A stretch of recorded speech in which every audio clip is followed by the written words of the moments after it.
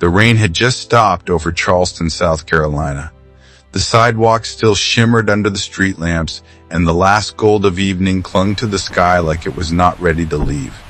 Jonathan Reed stepped out of his black car without seeing any of it. At 61, he was one of the wealthiest men in the state. His name sat on hospital wings, scholarship funds, and magazine covers. People called him brilliant, ruthless, untouchable. But tonight, he looked like a man carrying something too heavy for money to fix. He loosened his tie and told his driver he needed 10 minutes alone, just 10 minutes to breathe. He crossed the square slowly, past iron benches and wet brick paths, past the soft splash of an old fountain, until he stopped near a flower cart that had already been packed up for the night. That was when he heard the small voice. "Mister, would you like to buy a flower?" He turned. A little girl stood there holding 3 tiny bundles of wildflowers wrapped in newspaper. She could not have been more than 6. Her brown curls were messy from the damp air. Her pink sweater was too thin for the cool evening, and one of her shoes had a strip of silver tape across the toe. But her eyes were calm, not frightened, not begging, just hopeful. Jonathan stared at her for a second too long. She lifted one of the bundles a little higher. "They're not fancy," she said softly, "but I picked the pretty ones." Jonathan looked down at the flowers. Daisies, Queen Anne's lace, a few yellow blooms he did not know the name of. "How much?" he asked. The girl hesitated like she was embarrassed to say it. $2, she whispered. "But if you only have one, that's okay." Something in his chest tightened. He reached into his wallet and pulled out a 20. The little girl's eyes widened. "Oh no," she said quickly, "I don't have change." "That's all right," Jonathan replied, but she did not take it. Instead, she shook her head and pressed the flowers closer to herself. "My mama says if somebody pays more, they should get more." Jonathan almost smiled. Almost. "And what if I only want one bundle?" She thought about that seriously. Then she held out all 3. "Then I guess you should have all of them." He let out the smallest laugh. It surprised even him. He crouched down so he was closer to her height. "What's your name?" "Emma." "That's a beautiful name." She nodded once like she had heard that before but still appreciated it. "And why are you out here selling flowers so late, Emma?" Her little fingers tightened around the newspaper stems. "My mama's medicine ran out." She said it plainly, not dramatically, the way children say hard things when hard things have become normal. Jonathan's face changed. "Where's your mother?" "At home," Emma said. "She gets tired real easy now. Is there someone with you?" Emma shook her head. "My neighbor lady was watching from the window. She said I could stay by the light where people walk." Jonathan looked around the square. Business people were passing by. Couples, tourists with shopping bags.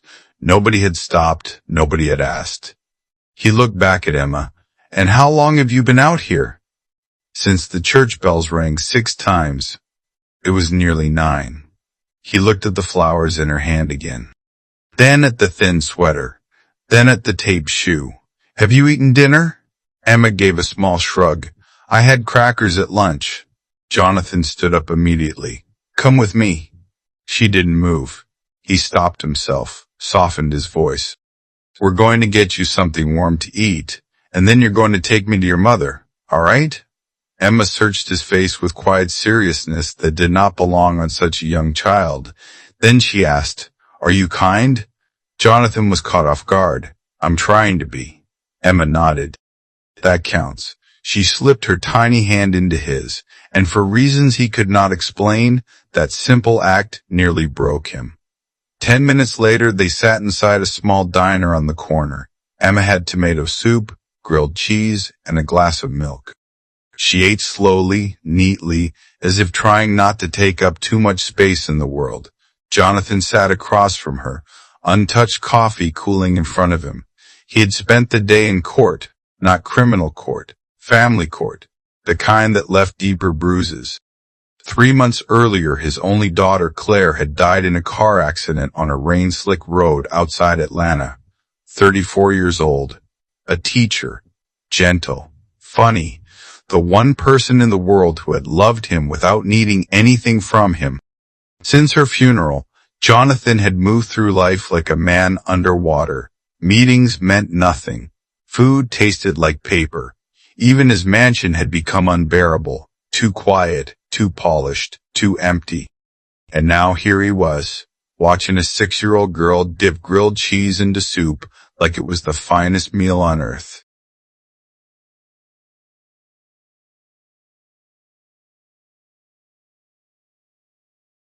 Emma looked up. "Are you sad?" Jonathan blinked. "What makes you ask that? You hold your face still," she said. "Like if you move it, something bad will fall out." He stared at her. Children, he thought, were sometimes the only honest people left. "Yes," he said after a moment. "I'm sad." Emma nodded as if sadness were a language she understood. "My mama says sad people need soup and someone to sit with them." Jonathan looked down at his coffee, then back at her. "Your mother sounds wise." "She is." When Emma finished eating, she carefully folded her napkin and asked the waitress if she could take the last half of the sandwich home for her mother. Jonathan paid the bill and they stepped back into the cool evening. "Which way?" he asked. Emma pointed toward the older part of town, where the pretty homes gave way to narrow streets and worn apartment houses. They walked 3 blocks, then 5. Finally, she stopped in front of a tired-looking building with peeling paint and a porch that leaned just enough to worry a careful person. "Second floor, apartment 2B. Emma led him up. Before she could unlock the door, it opened from the inside. A woman in her early 30s stood there, pale and thin, wrapped in a cardigan. Her face changed from fear to confusion to panic when she saw Emma. "Emma!" She dropped to her knees and pulled the little girl into her arms. "I told you not to stay out after dark." "I'm sorry, Mama," Emma whispered, "but I sold 2 flowers, and this man bought all of them." The woman looked up. Her eyes landed on Jonathan, and something unreadable passed over her face. Shame, exhaustion, pride, fear. "I'm sorry," she said, getting slowly to her feet. "I never wanted her doing this. I've been sick and—" She swayed. Jonathan stepped forward instinctively and caught her elbow. She pulled away politely, embarrassed. "I'm fine." She was not fine. Even he could see that. "What's your name?" he asked gently. "Anna." He looked toward the apartment behind her. It was spotless despite the poverty. Small table, folded blankets, children's books stacked in a milk crate. A bottle of pills on the counter. "May I come in for a moment?" he asked. Hannah hesitated. Emma looked up at her mother. "He's kind," she said, "and he bought me soup too." That settled it. Hannah stepped aside. Jonathan entered. The apartment was painfully modest, but it carried dignity. The kind dignity that comes from trying very hard with very little. He noticed an inhaler, medical paperwork, a should-off notice tucked under a sugar jar. "Have you seen a doctor?" he asked. Anna gave a small laugh with no humor in it. "I used to, before the insurance disappeared with my job." Jonathan looked at the medicine bottle. "Lung condition? Complications after pneumonia," she said. "I missed too much work, then I lost the work." "It happens fast."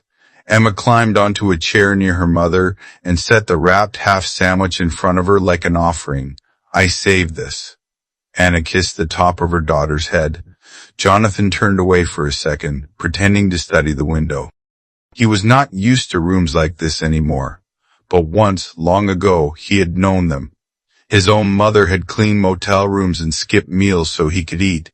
He had not thought about that in years. Success had a way of making people forget the road behind them. Then Emma spoke again. "Are you rich?" Jonathan looked back at her. Hannah closed her eyes in embarrassment. "Emma."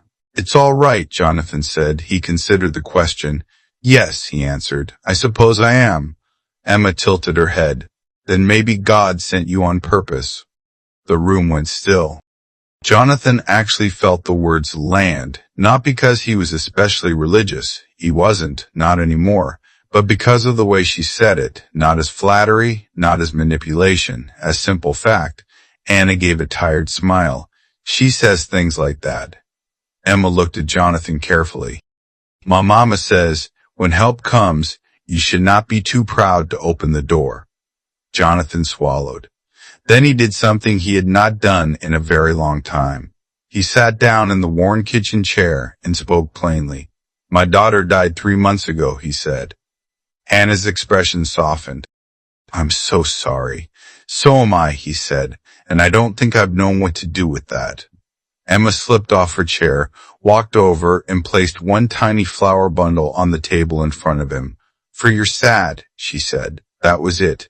That was the moment the wall inside him cracked. Not in a dramatic way. Not with weeping. Just one quiet fracture, enough to let light in. The next morning, Jonathan's assistant received 3 unusual instructions. First, move his entire day. Second, have a pulmonary specialist meet him at noon. Third, send a contractor, a pharmacist, and a grocery delivery service to one address downtown. By 1 o'clock, Hannah had a doctor. By 3, Emma had new shoes, a warm coat, and a backpack with books. By 5, their refrigerator was full. And by the end of the week, Hannah had been admitted into a treatment program Jonathan funded privately. He told himself it was temporary. Just practical help. Just doing what anyone with resources should do. But he kept coming back. He brought Emma storybooks. He sat with Hannah during doctor visits. He learned Emma liked strawberry jam, hated loud blenders, and believed every broken thing deserved one good chance before being thrown away. One afternoon, Emma found Jonathan sitting quietly on the apartment steps while Hannah rested inside. You thinking again, she said. He smiled faintly. Is it that obvious? You do the still face thing. She sat beside him. After a moment she asked, Did your daughter have brown hair or yellow hair? Brown, he said. Was she nice? The nicest? Emma nodded. Then maybe she asked God to send you somewhere useful. Jonathan turned and looked at her fully. There it was again, that childlike way of saying something enormous. Weeks passed. Hannah improved, but slowly.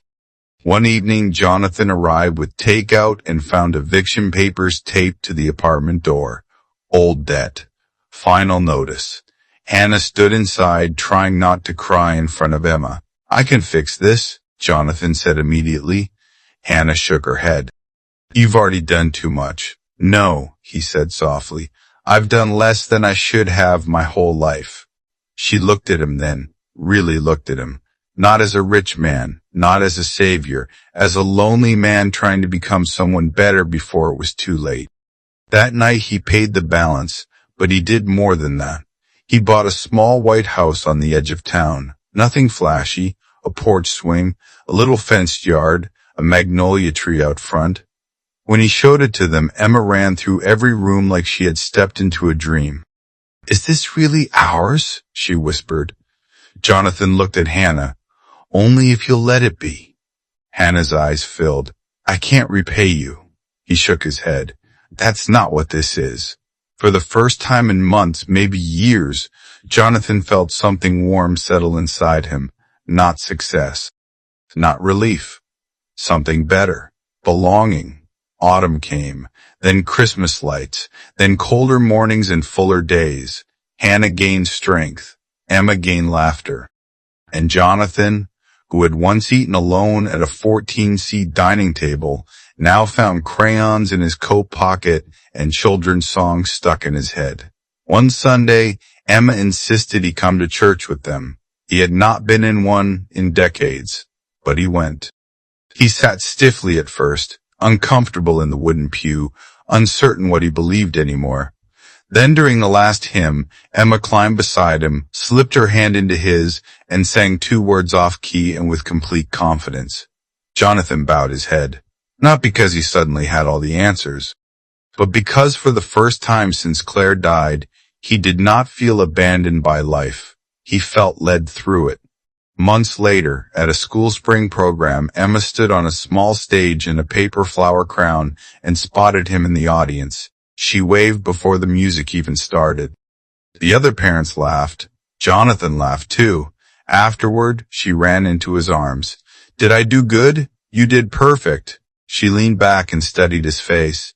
You don't do the still face thing as much anymore. Anna, standing nearby, smiled through tears.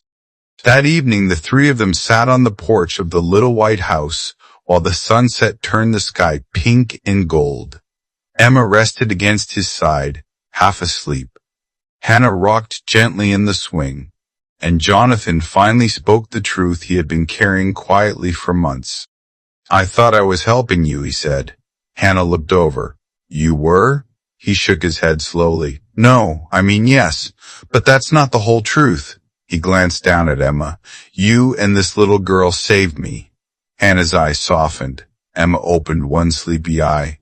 I know, she murmured. He laughed. Of course you do.